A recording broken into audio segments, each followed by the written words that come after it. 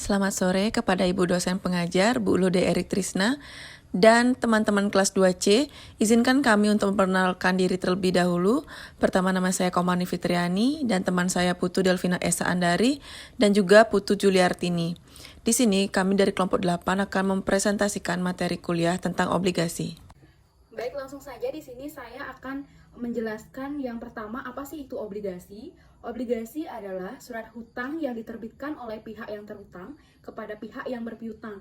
Singkat kata, obligasi adalah surat hutang yang bisa dibeli dan pembeli akan mendapatkan keuntungan berupa bunga nantinya. Dalam obligasi berisi tanggal jatuh tempo pembayaran hutang dan juga bunganya. Jenis-jenis obligasi dibedakan menjadi 3 bagian. Yang pertama yaitu jenis-jenis obligasi berdasarkan nominalnya. Jenis obligasi berdasarkan nominalnya dibagi lagi menjadi 2 bagian, yaitu yang pertama obligasi konvensional dan yang kedua yaitu obligasi retail. Obligasi konvensional adalah suatu surat hutang yang memiliki jumlah nominal yang sangat besar, yaitu sekitar 1 miliar rupiah per slotnya. Jenis-jenis obligasi dibedakan menjadi 3 bagian. Yang pertama yaitu jenis-jenis obligasi berdasarkan nominalnya. Jenis obligasi berdasarkan nominalnya dibagi lagi menjadi 2 bagian, yaitu yang pertama obligasi konvensional dan yang kedua yaitu obligasi retail. Obligasi konvensional adalah suatu surat hutang yang memiliki jumlah nominal yang sangat besar, yaitu sekitar 1 miliar rupiah per slotnya. Yang kedua yaitu obligasi retail. Obligasi retail adalah surat hutang yang memiliki jumlah nominal yang kecil seperti 1 juta rupiah saja. Yang kedua yaitu jenis obligasi berdasarkan penerbitnya. Jenis obligasi berdasarkan penerbitnya dibedakan menjadi 3 bagian, yaitu corporate bond, government bond, dan municipal bond. Yang pertama yaitu corporate bond. Corporate bond adalah salah satu jenis obligasi yang dikeluarkan oleh perusahaan tertentu seperti pemerintah atau BUMN ataupun swasta dengan kurun waktu 1 tahun. Yang kedua yaitu government bond. Government bond adalah jenis obligasi yang dikeluarkan oleh pemerintah. Jenis obligasi ini pertama kali diterbitkan di Indonesia pada bulan Agustus tahun 2006. Yang ketiga yaitu municipal bond, adalah jenis obligasi yang dikeluarkan oleh pemerintah daerah untuk mendanai proyek pembangunan yang berhubungan dengan kepentingan publik. Yang ketiga yaitu jenis obligasi berdasarkan pembayaran bunga.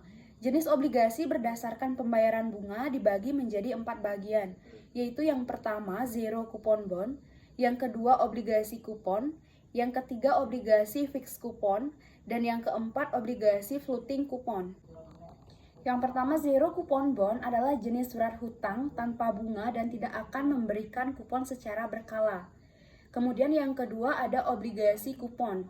Obligasi kupon adalah surat hutang yang mampu memberikan bunga ataupun kupon secara berkala kepada para investornya. Yang ketiga yaitu obligasi kupon tetap, adalah jenis obligasi yang menawarkan tingkat suku bunga dengan nilai yang tetap hingga jatuh tempo pada hutang tersebut sudah tiba. Kemudian yang keempat yaitu obligasi floating coupon atau kupon mengambang. Jenis obligasi ini akan menawarkan kupon yang mampu merubah nilainya berdasarkan indeks pasar uang yang sedang berlaku. Baik, di sini saya akan membahas tentang contoh-contoh obligasi. Yang pertama ada obligasi pemerintah, obligasi korporasi, sama obligasi daerah. Yang pertama ada obligasi pemerintah, merupakan surat utang yang diterbitkan oleh pemerintah. Di Indonesia, obligasi jenis ini diterbitkan setiap 1 tahun sekali dengan nama obligasi negara retail atau ORI. Pertama diterbitkan Agustus pada tahun 2006. Yang kedua ada obligasi korporasi, merupakan surat utang yang diterbitkan oleh perusahaan milik negara atau BUMN atau perusahaan swasta. Yang ketiga ada obligasi daerah, merupakan surat utang yang diterbitkan oleh pemerintah daerah juga. Tujuannya untuk membantu pemerintah daerah dalam melakukan pembangunan. Dan selanjutnya ada risiko dalam obligasi. Yang pertama ada risiko gagal bayar, yang kedua ada risiko pasar, dan yang ketiga ada risiko likuiditas pasar. Yang pertama ada risiko gagal bayar. Risiko yang muncul apabila penerbit obligasi baik pemerintah maupun perusahaan tidak dapat membayar pokok investasi beserta kupon yang sudah disepakati sejak awal investasi. Yang kedua ada risiko pasar yang disebabkan oleh fluktuasi harga di pasar. Fluktuasi ini tidak dapat dikendalikan, maka berpotensi menyebabkan inflasi. Saat inflasi meningkat, maka harga obligasi sendiri akan menurun. Yang ketiga ada resiko likuiditas pasar. Seorang investor akan butuh dana cepat tapi tidak kunjung menemukan calon pembeli obligasi, biasanya akan mengalami resiko likuiditas. Baik, yang terakhir kita akan membahas tentang keuntungan obligasi. Keuntungan obligasi yang pertama, memberikan pendapatan tetap atau fixed income berupa kupon, di mana pemegang obligasi akan mendapatkan pendapatan bunga secara rutin selama waktu berlakunya obligasi. Bunga yang akan ditawarkan obligasi umumnya lebih tinggi daripada bunga yang diberikan deposito. Kemudian yang kedua, keuntungan atas penjualan obligasi atau capital gain. Di samping penghasilan berupa kupon, pemegang obligasi dapat memperjualbelikan obligasi yang dimilikinya. Baik, yang terakhir kita memasuki ke materi kerugian atau resiko obligasi.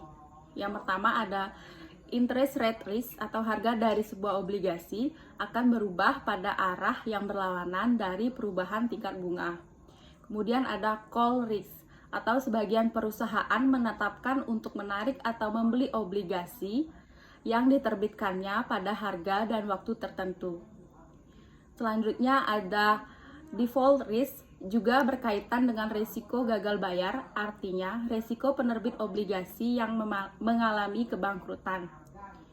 Lanjut ada inflation risk atau peningkatan inflation risk atau purchasing power risk disebabkan oleh bervariasinya nilai aliran kas yang diterima oleh investor akibat dampak adanya security due inflation. Selanjutnya ada exchange rate risk atau obligasi yang diperdagangkan dominasi valuta asing, memiliki nilai yang tidak dapat diketahui dengan pasti. Nilai obligasi dalam mata uang baru dapat diketahui ketika pembayarannya, kupon atau nilai pokok pinjaman terjadi. Kemudian ada liquidity risk, atau marketable risk, bergantung pada kemudahan suatu obligasi untuk dijual kembali sebesar nilai obligasinya. Yang terakhir ada volatility risk atau harga suatu jenis obligasi tertentu bergantung pada tingkat suku bunga dan faktor lainnya yang mempengaruhi nilai obligasi tersebut. Sekian dari presentasi kami, semoga dengan materi ini bisa bermanfaat bagi para pendengar dan penontonnya. Terima kasih.